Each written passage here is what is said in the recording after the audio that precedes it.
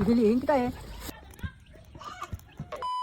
Panibagong araw na naman sa ating lahat mga kaprobinsyano. Eto at nagbabalik na naman ang inyong boss commander para mag-voice over. At ang inyong kaprobinsyano ay natagay na naman kanina. Pero hindi bale at ipapakita ko na lamang sa inyo yung aming naging kaganapan ngayong araw. At dahil mahal na araw nga ngayon mga kaprobinsyano, isa sa nakaugalian namin dito sa amin ay ang pagluluto ng mga kakanin. O yung iba't ibang klase ng mga puto. Tulad na lamang nitong aming iluluto. Kaya ito at maaga nga ako sinamahan ng aking kapatid sa palengke para maipagiling itong aming binabad na malagkit. Habang ang inyong kaprobinsyano ay nagbibisi-bisihan dito sa aming gulayan. Halos ilang araw na rin kasi siyang naging busy kaya hindi niya maharap itong pagdadamo. Sakto at bakasyon na rin naman kaya medyo mahaba-haba na ang kanyang oras sa papapaganda nitong aming gulayan. Tapos ako naman, eto't nasa palengke na para bumili ng mga gagamitin nating sangkap. Bali ang puto nga namin gagawin ngayong araw ay isa sa recipe na kung saan ay madalas niluluto ng aming inang nung siya ay nabubuhay pa. Walang iba kundi bilo-bilo, paralusdos o sampelot sa ibang tawag. Pero bukod dito mga kaprobinsyano, isa sa madalas pang niluluto ng aming inang ay baruya o kaya suman. Taon-taon nga yun mga kaprobinsyano, hindi mawawala yung suman sa lihiya. Kaso nga lang, nakakalungkot mga kaprobinsyano, simula nung nawala siya ay walang nagmana sa paggawa ng mga puto o kakanin.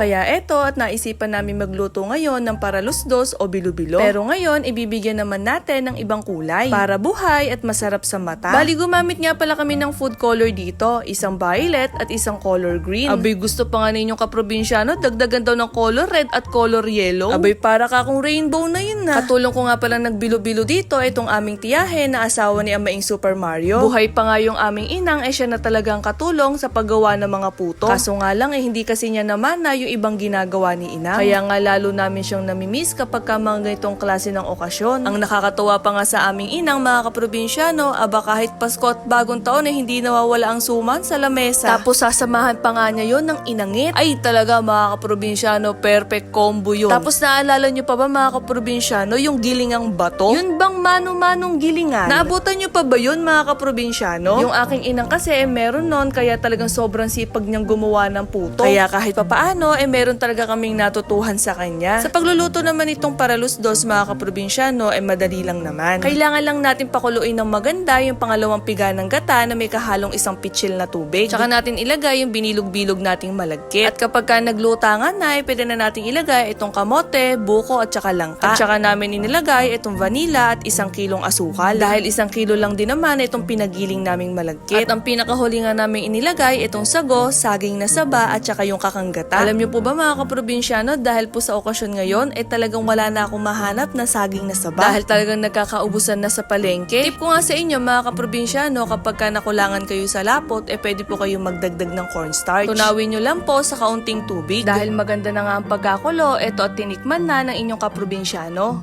Hindi na malagkit. Malay tamis na. Ayos na. Tapos pinakulo pa nga namin ng mga ilang minuto hanggang sa maging ganito na nga yung datingan. Kaya't pinahango ko na nga kaagad kay Amaing Super Mario para tayo ay makapagmerienda na. Pero bibigyan muna natin itong ating mga kapitbahay at marami-rami naman kasi itong ating nailuto. Pala 1 kilo lang yung malagkit marami na rin tayong magagawa. Kaya ano pa po ang hinihintay, samahan nyo na po kami magmerienda mga kaprobinsyano. Kahit nga medyo mainit ang panahon banat ang mga person. Kung ako kunin, hindi naman tatagos yun. Goods.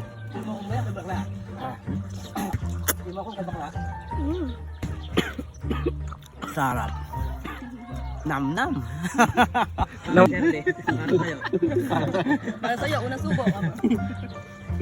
Sarap. Sarap.